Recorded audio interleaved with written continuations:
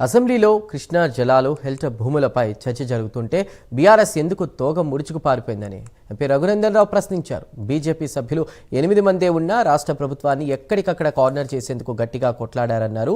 తమ తప్పిదాల వల్లే కాంగ్రెస్ అధికారంలోకి వచ్చింది తప్ప ఇది కాంగ్రెస్ బలమో రేవంత్ పోరాటమో కాదన్నారు. భవిష్యత్తులో తెలంగాణ సమాజం కోసం నిలబడేది బీజేపీ మాత్రమేనన్నారు రఘునందన్ రావు.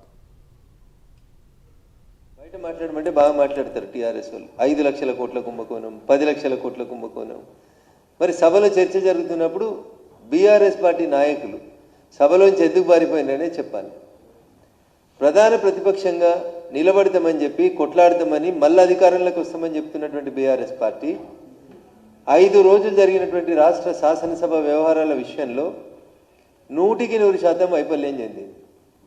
ఎస్, మేము తక్కువ మందే ఉండొచ్చు భారతీయ జనతా పార్టీ సభ్యులు, కానీ భారతీయ జనతా పార్టీ సభ్యులు ప్రధాన ప్రతిపక్షంగా నిలబడేందుకు, రాష్ట్ర ప్రభుత్వాన్ని ఎక్కడికక్కడ కార్నర్ చేసేందుకు ఉన్న 8 మందిమైనా 7 మందిమైనా లేచి నిలబడ్డం, గట్టి కొట్లాడినాం. ఒక రకంగా భూములు అంటే నిధులే, పారిశ్రామిక భూములు. ఈ 2 ఇంపార్టెంట్ బిల్లుల మీద చర్చ జరుగుతుంటే బీఆర్ఎస్ పార్టీ ఎందుకు తోక ముడిచి పారిపోయింది రాష్ట్ర శాసనసభ నుంచి? దీన్ని బట్టి ఏమర్థమవుతుంది? కాంగ్రెస్ టీఆర్ఎస్ ఈ 2 కూడా ఒక తాను ముక్కలే. రేవంత్ రెడ్డి గారినో కాంగ్రెస్ పార్టీ గుర్తునో చూసి రాష్ట్రంలో వాళ్ళు అధికారంలోకి రాలేదు.